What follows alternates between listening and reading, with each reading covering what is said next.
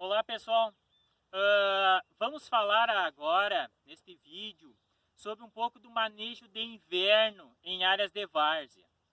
O que é comum, principalmente nós vamos utilizar então no verão cultivos de arroz, soja, alguns até utilizam milho, pode ser utilizado sorgo, outras culturas, mas o mais comum é principalmente a questão da rotação arroz-soja no verão, certo? Muitas vezes se faz no verão o que eles chamam de ping-pong. Um ano soja, um ano arroz. Por quê? Para evitar principalmente a questão de resistências e dificuldades de controle de plantas daninhas. Então, quando nós falamos de plantas daninhas, vocês devem ter em mente que nós precisamos ter um manejo de inverno que vise reduzir resistências, que vise mitigar a ação de plantas daninhas. No caso de arroz, as principais daninhas são o arroz vermelho, que é da mesma família do arroz, que é também uma gramínea, é da mesma espécie do arroz, então dificulta muito o controle. Nós temos várias outras, como capim-arroz, temos umas ciperáceas, que seria as tiririca, que o pessoal, junco, que é comum do pessoal chamar, e inúmeras outras, algumas aquáticas, como também nós temos a sagitária, heterântria e várias outras, que nós vamos ver também. Mas o que é importante nós comentarmos aqui? Manejo de inverno, o que tem a ver com plantas daninhas? É aí que nós começamos o controle também de plantas daninhas. Aqui vocês podem ver o que? Nós temos uma área que já não temos massa verde mais, porque nós dessecamos essa área, foi dessecado, o produtor dessecou 30 dias antes, ou dependendo da condição, alguns até realizam a semeadura, a dessecação de ação total, a aplicação do glifosato, em geral, que é um herbicida, 60 dias antes, depende das plantas de cobertura que vocês têm na área e depende do sistema de manejo, certo? Aqui é uma área de integração lavoura-pecuária. Por consequência, no inverno, foi implantado o azevém nessa área. Porque o azevém é a primeira planta de cobertura que nós vamos falar. Ele tem uma capacidade de adaptação a ambientes mais úmidos muito grandes. Então a exigência dele não é muito grande. Então nessas áreas é uma das culturas mais utilizadas, das plantas de cobertura mais utilizadas. E ele tem uma boa cobertura do solo, que isso impede um pouco que as plantas daninhas venham, se adaptem, acabem emergindo e também tomando conta dessas áreas e dificulte o manejo agora para o cultivo de verão.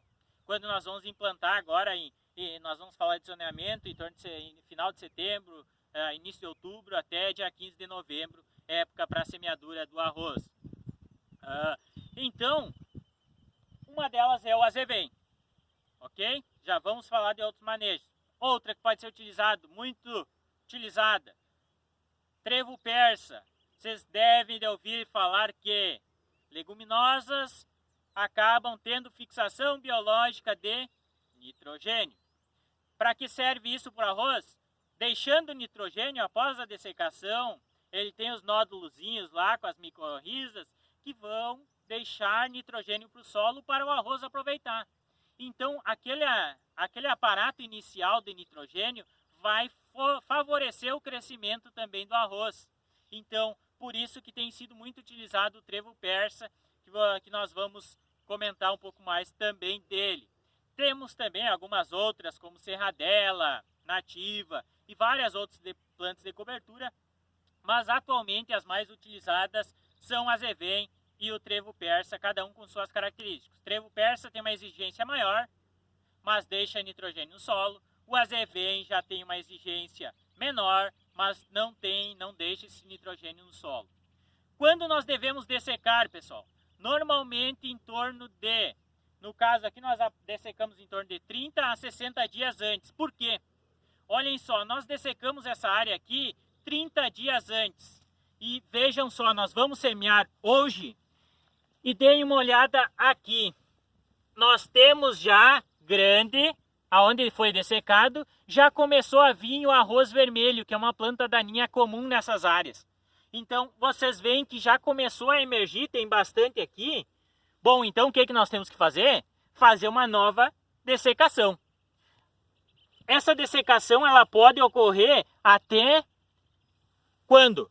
Essa dessecação para eliminar essas plantas ela deve ocorrer até o ponto de agulha, que é o S1, quando está iniciando a germinação do arroz, ok? Que aí, por consequência, nós aplicamos e o arroz então está sob o solo, ou seja, internamente no solo, não tem contato com o herbicida e, por consequência, nós não teremos problema de atingir o arroz. Então, nós podemos utilizar herbicidas pré-emergentes também, nessa aplicação agora nessa hora, momento de semeadura ou pós-semeadura até o momento de ponto de agulha. Mas esse cuidado nós temos que ter.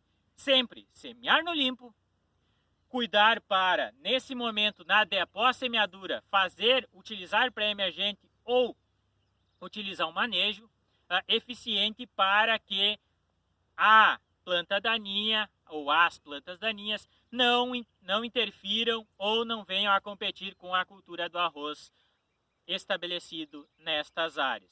Então, isto nos traz uns grandes benefícios em etapas posteriores, além da questão de um eficiente nivelamento, que também a água é um herbicida natural. Muitas plantas daninhas, como um capim-arroz, em geral, ou várias outras plantas que não são aquáticas, elas tendem a não germinar quando nós temos uma lâmina de água. Então, quanto mais uniforme a lâmina de água, menos área nós vamos ter sem essa lâmina de água e mais eficiente é o controle também de plantas invasoras. Então, esses são alguns exemplos de manejos que tornem eficiente esse processo de manejo de inverno, para também deixar para o cultivo para os animais consumirem também essa forragem, que pode ser muito eficiente e é interessante. Só tem que cuidar o pisoteio, dependendo na hora de passarmos uma semeadora, colocar um trilho ou algo atrás para não ficar os cascos e reduzir a plantabilidade. Evitar um pouco a questão do excesso de palha. O arroz não permite, assim como a soja gosta de palhada muito, aliás, não é somente a soja gosta, mas a palhada muito grande no ambiente de sequeiro ou de coxilha é muito bom.